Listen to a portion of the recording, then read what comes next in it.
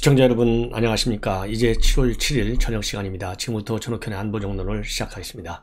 여러분들께 말씀을 드린 대로 이번 시간에는 국가정보원의 이 박지원 원장 그리고 서훈 전 원장에 대한 고발 사건을 집중적으로 분석을 해드리겠습니다. 사건의 담당인 국정원 측에서는요, 일단 어제 고발했다, 이런 보도자료를 낸 이후에 일체의 추가적인 언급은 없는 상황이고요.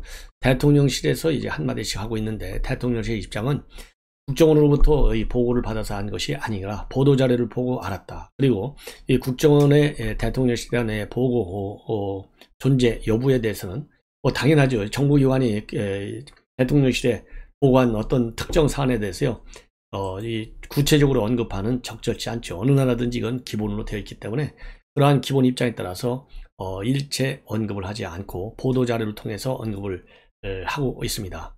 그리고요, 여야 간의 이제 갈등, 이 대립이 그야말로 이루 말할 수 없을 정도로 이제 뭐라고 그러죠? 이런 걸 갖다가 굉장히 강하게 맞부딪히고 있는 완전 전쟁 상태로 진입하고 있는 상황이고요. 검찰에서는 빠르게 수사에 착수하고 있고, 그리고 이번 사건을 담당하고 있는 검사는요, 이 공안통으로 그야말로 그 수사 능력을 인정받은 사람이고, 윤석열 대통령이 검찰총장한테, 추미애한테 이 사람만큼은 좀 대검에 남겨달라라고 할 정도로 신임을 받는 인물이 이번에 칼자루를 쥐게 되었습니다. 그리고요, 이 박지원 원장의 강력한 이 반발, 이루 말할 수 없죠. 종횡무진 뛰고 있어요. 강력히 반발합니다. 그러니까 이 기록을 갖다가 무단으로 삭제할 그런 바보 국정원장이 어디가 있겠느냐. 바보 박지원이 아니다, 이렇게까지 해서요, 강력히 지금 부인 그리고 반발을 하고 있어요. 그래서 이러한 수사와 관련된 관련 당사 기관들의 부처들의 입장을 여러분께 자세하게 말씀을 드리겠습니다. 먼저요, 이 대통령실에서 오늘 브리핑을 했는데요. 이 브리핑에서 한 내용을 보면, 우선 대통령실 인지하게 된 것은 전직 국정원장들 고발한 사건과 관련해서 보도 자료를 공개한 후에 내용을 인지하게 됐다. 그래서요,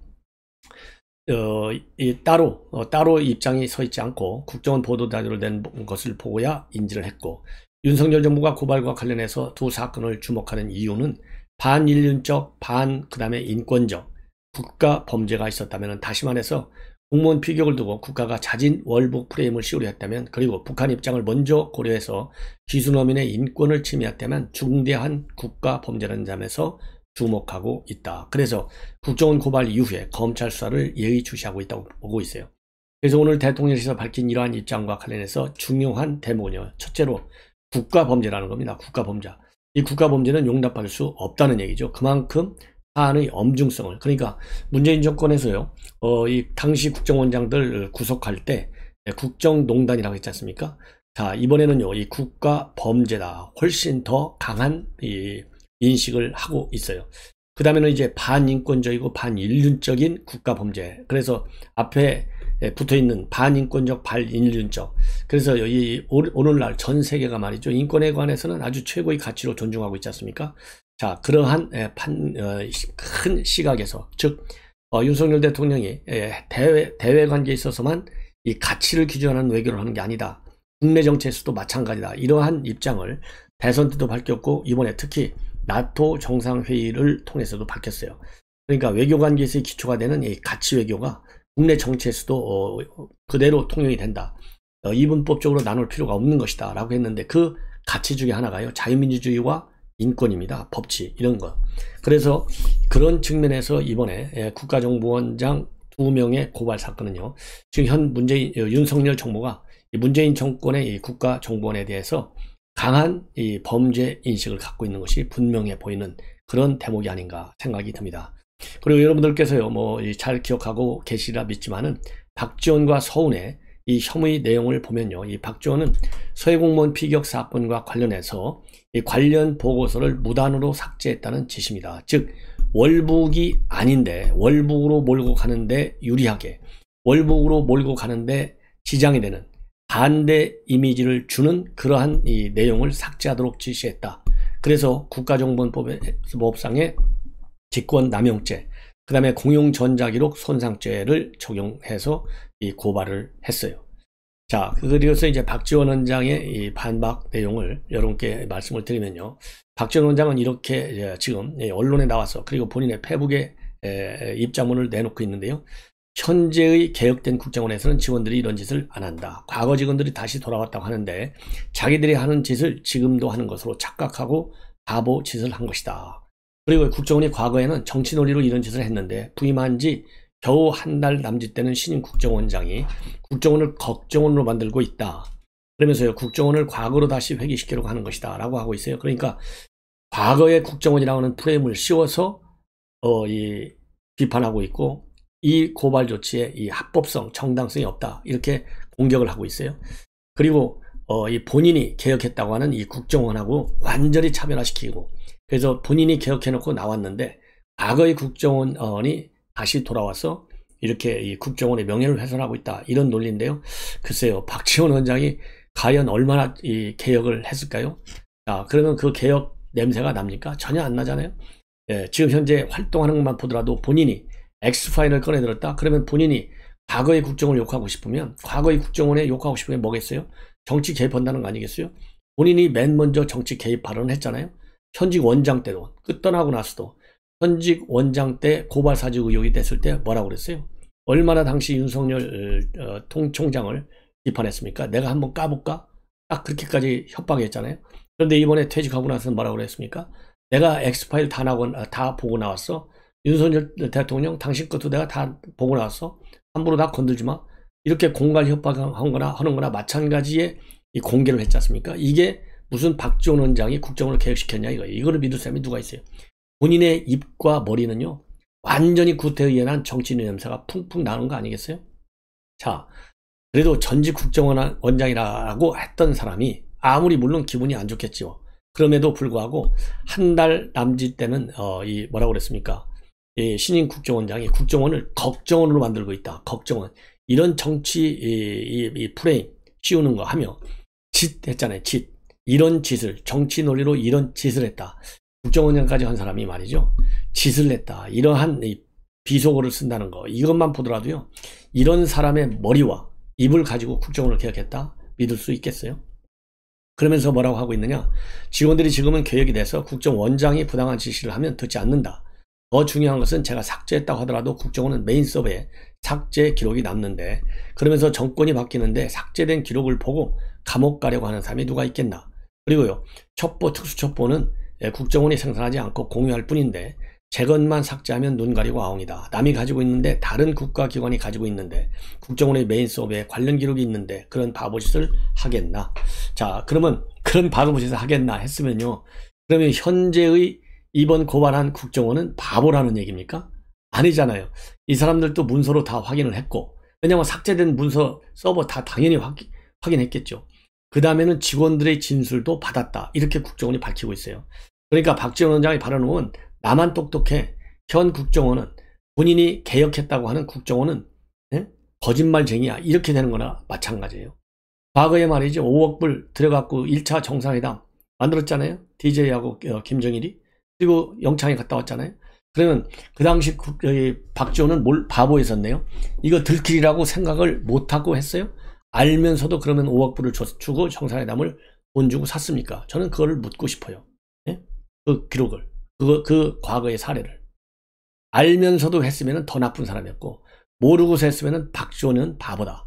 그러면 지금 이러한 그야말로 본인이 내가 그런 짓을 할 바보냐 했는데, 지금은 박지원이 이 DJ 때 정상회담을 돈 주고 산 거하고 지금의 이 박지원하고는 어떤 점이 더 박지원스러운지 저는 대답을 하라, 이렇게 주장을 하고 싶고요, 요청을 하고 싶고, 그리고 이러한 국정원의 고발 사건과 관련해서 서훈 전 원장은 일체 아직까지는 입장을 내놓지 않고 있어요. 지난번에 해수공무원의 피살과 관련해서는 유감스럽게 생각하는데 당시에 최선을 다했고, 그리고 필요하다면 귀국해서 협조하겠다라고 밝혔어요. 그래서 1차적으로는 그렇게 적극적으로 협조할 생각이 없다. 이것이 서훈 전 원장의 입장이 아닌가 생각이 들고요. 서훈 원장의 경우에는요, 이 탈북어민 강제북송 사건과 관련돼서 합동조사를 조기에 종료시켜갖고 강제로 말하자면 귀순하겠다는 의사를 무시하고 강제로 안 되셔서 보낸 장본인으로 해서 이번에 고발이 됐는데, 법 항목은요, 국가정보원법 위반 그리고 허위 공문서 작성죄로 되어 있습니다. 이 두 가지 혐의로 지금 고발이 됐어요. 그래서 이 두 가지 내용은요, 시청자 우리 여러분들께서 꼭 기억해 주십사. 자, 그래서 이제 지금 현재까지 나와 있는 바로는요, 이 감청 기록을 삭제했다 이렇게 되지 않겠습니까? 왜냐하면 하태경 의원이 조사를 해보니까요, 7시간짜리 감청 자료에 월북이라는 단어는 딱 한 번 나온다는 거예요. 그래서 이 상급부대, 북한 이제 군 통신한 상급부대에서 이 월북한 거냐 물으니까요, 월북했다고 합니다. 이렇게 현장에 있는 병사가 이 통신을 했어요. 통신 보고를. 이거를 갖다가 이제 감청을 해서 잡았다. 이걸 하나를 가지고, 근데 월북했다고 합니다. 이 얘기는 그야말로 이제 월북 단정몰이를 하는 결정적 단서를 활용하는데, 이 주장은 딱 한 번밖에 나오지 않고, 지금 새롭게 밝혀지는 내용은요, 이 관등 성명을 댔다고 그래요. 저는 대한민국 해수 공무원이다. 예, 이렇게 밝혔다는 겁니다. 자, 그러면 이 관등 성명을 밝히면서 구조해달라 이렇게 밝혔다는 거예요. 그러면은 표류 쪽으로 볼 수밖에 없지 않습니까? 나는 해수부 공무원이다. 예?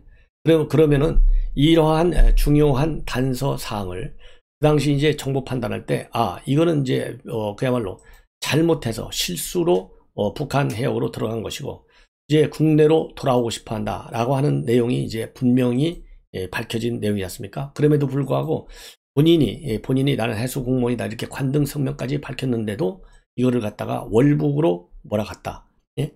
대한민국 이대준 씨가 딱 했다는 거 아니에요. 대한민국 공무원이다. 구조해 달라. 이렇게 구조를 요청한 감청 기록을 현 정부의 국정원에서 이걸 밝혀냈다는 거예요. 그래서 이러한 이 표류 쪽으로 이제 힘을 실어주는 굉장히 중요한 첩보인데, 이러한 이 첩보 내용에 대해서는 삭제하라 이렇게 지시했을 가능성이 크지 않느냐. 그러니까 고발했다. 이렇게 추정이 되는 대목입니다. 네. 자, 그래서 이렇게 해서 일단은요, 지금 이제 기록 삭제 문제가 되고 있고, 그리고 서훈 원장의 혐의는요, 11월 2일 날 이제 납포를 해가지고 11월 5일 날 북송하겠다. 6일 날 북송 해달라. 그래서 7일 날 북송했어요. 그래서 딱 5일밖에 걸리지 않았어요. 아주 초특급으로 처리해줬습니다. 마치 우리 관공서에서 요즘 민원 처리할 때 아주 초고속으로 많이 처리해 주지 않습니까? 그것처럼 이 귀순을 표명한 이 북한 어민 2명에 대해서 초고속으로 보내줬어요. 그렇기 때문에 이 배경이 뭐냐? 서훈은 그러면 독자적으로 판단했냐? 청와대에서 판단했냐? 청와대와 조율을 했느냐? 당연히 청와대가 조율하죠. 그럼 어떤 조율을 했느냐? 지금 오늘 새롭게 나와 있는 보도를 보면요, 당시 19년도 11월 4일 날 청와대에서, 그러니까 납포한 지 이틀 후에 청와대에서 노영민 비서실장 주재로 대책회의가 열렸다고 합니다. 여기서 그러니까 조기 소환 방침이 정해졌을 것이다. 이런 추정이 가능한데, 노영민의 경우에는요, 회의 주재한 기록도 없고, 그런데 그런 입장을 국정원에 전달한 사실도 없다. 이렇게 밝히고 있다는 거예요. 자, 그러면 11월 4일 날 회의했는지 안 했는지 당시 NSC 관련 기록을 찾아보면 당연히 나오는 거 아니겠습니까? 그리고 대통령한테 보고하지 않았겠어요? 대책회의 했으니까. 자, 그래서 이게 이제 김정은이의 눈치를 살피기 위해서, 김정은이의 충성하기 위해서 이렇게 한 사람은 빨리 합심을 끝내고 더 이상 합심하지 마 해서 끝내서 돌려보내주고, 한 사람은 월북도 아닌데도 월북으로 단정할 수 있게끔 월북이 아니다라고 추정할 수 있는 근거가 되는 이 첩보는 전부 다 삭제하라 이렇게 지시했다는 혐의를 받고 있는 거예요. 그러면 어떤 사건이 있었냐? 그 당시에요, 두 가지 사건 다 중요한 국가적인 어젠다와 연결이 됩니다. 뭐냐면요, 우선 이 어민 2명을 북한으로 초기에 이 합심을 끝내고 보낸 사건의 경우에는요, 그 당시 11월 5일 날 김정은한테 친서를 보냅니다. 무슨 친서를 보내느냐? 한국 아세안 특별 정상회의가 열리는데 부산에서, 그때 김정은이가 좀 와달라 이렇게 요청하는 친서를 김정은한테 보내요. 그럴 때 선물로다가 탈북어민 우리가 일찍 보내줄게 이렇게 보내려고 이렇게 작전한 것이 아니냐, 이런 의혹이 생길 수밖에 없는 거예요. 그리고 해수부 공무원의 이 사건은 또 뭐하고 연결되느냐? 2020년 9월 22일 날 이 문재인 대통령은요, 유엔 연설을 해요. 화상연설을 하는데 거기에서 뭘 주장하느냐, 종전선을 좀 빨리 딱 마무리 지어야 되겠다, 이런 연설을 해서 김정은이한테 선물을 주는 거예요. 종전선언과 관련된 선물. 앞에서는 한 아세안 정상회담과 관련된 김정은이의 선물을 받아내려고 하는 거예요. 부산에 오도록 특별정상회의에. 이러다 보니까 하나는 월북으로 몰아버렸고, 하나는 조기에 합심을 동결시켜갖고 북한으로 안대까지 딱 씌워서 보내는 아주 반인륜적이고 반인권적 조치를 내린 겁니다. 그래서 오늘 말이죠. 오늘 조금 전에 모두의 말씀을 드린 대로 지금 내가 대통령실에서 국가 범죄다, 국가가 책임져야 된다. 그때의 국가 책임자는 누굽니까? 문재인 대통령. 안보 책임자는 서훈, 지금은 박지원. 이런 사람들 책임지라는 거예요. 그 당시 상황이 어떠느냐? 2019년도가 굉장히 어려운 상황이었어요. 왜냐하면 2022년도니까 한 3년쯤 남았잖아요. 2019년도 2월에 베트남 하노이에서 미국 간의 정상회담이 실패로 끝났어요. 그래서 문재인 대통령은 미국 간 정상회담을 살리고 남북 정상회담도 2018년도 세버리고 끝났잖아요. 이거를 다시 살려야 2022년도 금년 3월 대선에서 이길 수 있는 여건을 만들지 않습니까? 오로지 정권을 안 뺏기겠다는 그러한 잘못된 정치적인 야심을 이루기 위해서 김정은이 카드를 쓰려다가 이런 사단이 벌어진 것이다. 이게 저의 결론이에요. 김정은 정권의 심기를 거슬릴 만한 요인들, 또 김정은이가 굉장히 잔인한 인권 침해 인물이다, 이런 것들이 부각되는데 좀 부각시킬 가능성이 있는 이런 일들은 사글이 다 없애버리는 거예요. 그래서 국정원에서 이렇게 무리수를 더 가지고 하나는 빨리 송환시키고, 더군다나 서훈 같은 경우는요, 당시 어선에, 왜냐하면 16명의 동료 선원들을 살해했잖아요. 그러면 이게 핏자국 같은 게 있을 거 아니에요. 근데 이 근거를 완전히 다 없애려고 아예 이 오징어 잡이 어선을 갖다가 깔끔하게 소독까지 해서 보내주는 친절함을 또 보여요. 자, 이게 당시 문재인 정권의 서훈과 박지원이가 저지른 범죄 의혹입니다. 여러분들 이거 뭐 용납할 수 있겠어요? 자, 그러다 보니까 지금 이제 검찰에서는요, 신속하게 실체를 규명하겠다. 그래서 특별수사팀을 꾸리는 문제까지도 검토 중에 있었는데요. 당초 예상과 달리 특별수사팀은 꾸리지 않고 공공수사 1부하고 3부에서 나눠서 이 사건을 처리하도록, 그렇게 현재로까지는요, 최종적으로 정리가 된 것으로 보입니다. 그래서요, 그러면 이제 어떤 부장검을 하냐? 예를 들어서 지금 공공수사 1부에는요, 박지원 원장 사건이, 공공수사 3부에는 서훈 사건이 지금 배당되어 있어요. 왜 그러면 공공수사 2부는 빠졌느냐? 공공수사 2부는 여가부를 비롯한 당시 문재인 정부의 공약개발 지원 사항을 다뤄요. 그래서 지금 공공수사 파트가 굉장히 바빠. 그래서 공공수사 1부에는 이희동 부장검사가, 공공수사 3부는 이준범 부장검사가 담당을 하고 있는데요. 그리고 이번 원장 고발과 함께 다른 또 국정원 직원들도 각 사건에 따라서 수사 대상에 올라가 있어서요, 이 수사 범위가 상당히 넓어지고 있다, 확대되고 있다, 이런 보도가 나오고 있습니다. 그리고 왜 그러면 공공수사 1부에 박지원 사건이 전달이 됐느냐? 이미 유족 측에서요, 이 서훈과 그 다음에 김종우 민정수석, 이광철 민정비서관, 그러니까 서해 우리 해수부 공무원 피살 사건에 관해서 공공수사 1부가 지금 수사를 하고 있어요. 그렇기 때문에 이번에 첩보 이 삭제, 이 사건도 공공수사 1부로 넘겼고요. 이 공공수사 1부에 지금 이희동 부장검사의 경우에는요, 대통령 신임을 받는 공안통이고, 추미애 장관이 2020년 1월에 학살 인사할 때 꼭 이 사람만은 남겨달라, 그렇게 총 6명을 요청했는데 그 중에 한 명이 바로 이희동 지금 부장검사, 당시에요, 대검의 선거수사 지원 과장으로 있었다고 합니다. 자, 그런데 유족 측에서는 말이죠, 굉장히 중요한 지금 상황의 변화가 뭐냐?